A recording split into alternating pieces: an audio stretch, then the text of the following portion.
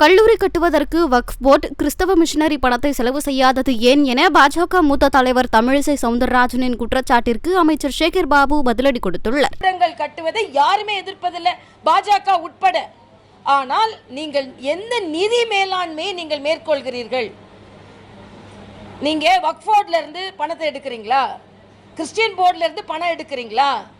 ஆனா இந்து மக்களின் காணிக்கைகளை மட்டும் ஏன் நீங்கள் பயன்படுத்துகிறீர்கள் என்பது கல்விக்காக பயன்படுத்த வேண்டாம்னு சொல்லல. மற்ற நிதியில் இருக்கும் பொழுது, மற்ற துறையில் நிதி அவைலபிளா இருக்கும் பொழுது, கஜானா காலி இல்லாம இருக்கும் பொழுது நீங்க ஏன் இதை மட்டுமே காலி செய்கிறீர்கள் என்பதைத்தான் அவர்கள் கேட்டுக்கொண்டிருக்கிறார்கள். அதனால் உடனே ஏதோ கல்வி கூடமே வேண்டாம் அப்படின்னு சொன்ன மாதிரி நீங்க டாஸ்மாக்ல இருந்து எவ்வளவு பணத்தை எடுத்து செலவு பண்றீங்க? டாஸ்மாகின் வருமானம் என்ன? ஆக டாஸ்மாகே வேணான்னு சொல்லிக்கிட்டு இருந்தீங்க, டாஸ்மாகை ஒழிப்போம் என்று சொல்லிக் கொண்டிருந்தீர்கள். இன்று டாஸ்மாகை கொண்டாடி கொண்டிருக்கிறீர்கள். ஆனால் நீங்கள் கோயிலை கொண்டாடுபவர்களை நீங்கள் குற்றம் சாட்டுகிறீர்கள். நாங்கள் பெருமைப்படுறோங்க, நாங்கள் டாஸ்மாகை கொண்டாடாம கோயிலை கொண்டாடி கொண்டிருக்கிறோம் என்பதில் பெருமைப்படுகிறோம். எல்லாம் ஒரு பேச்சாங்க. அவங்களும் டெய்லி கோயிலுக்கு போகிறாங்க. வசதிக்கு ஏற்ற மாதிரிலாம் பேசக்கூடாதுங்க.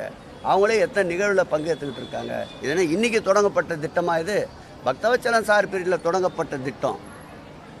பக்தவச்சலம் சார் எந்த இயக்கத்தை சார்ந்தவர் சொல்லுமா? பக்தவச்சலம் சார், பக்தவச்சலம் முதலமைச்சர், முன்னாள் முதலமைச்சர் எந்த இயக்கத்தை சார்ந்தவர்? அப்போ அந்த திட்டத்தை எதிர்க்கிறாங்களா?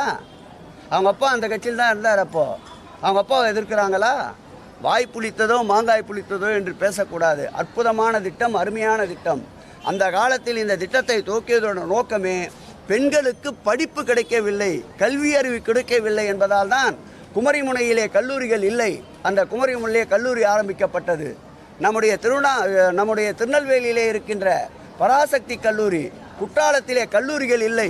பெண்களுக்குண்டான படிப்பறிவு, படிப்பு வசதி கிடைக்கவில்லை. அந்த வாழ்வு முன்னேற்றத்திற்காக துவங்கப்பட்ட கல்லூரிகள் இன்றைக்கு அவை வரப்பிரசாதமாக இருக்கின்றன. இந்து சமய அறநிலைத்துறையில் மாத்திரம் 22,500 பிள்ளைகள் பள்ளிகள் மற்றும் கல்லூரியிலே பயிலுகிறார்கள். இது குற்றமா?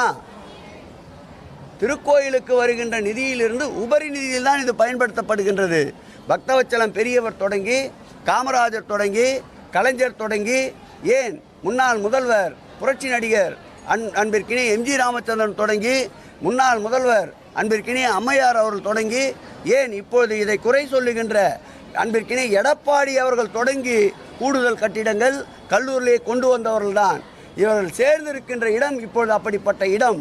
அவர்களுடைய திருப்திக்காக இவர்கள் மேலும் கட்டி அணைக்க வேண்டும், அரவணைக்க வேண்டும் என்பதற்காக இப்படி மனசாட்சியை விட்டு இப்படிப்பட்ட குற்றச்சாட்டுகளை சொல்லிக் கொண்டிருக்கின்றார்கள். மக்கள் இதை கூர்ந்து கவனித்துக் கொண்டிருக்கின்றார்கள். இதற்கு விடை 2026ஆம் ஆண்டு அவர்களுக்கு கிடைக்கும்.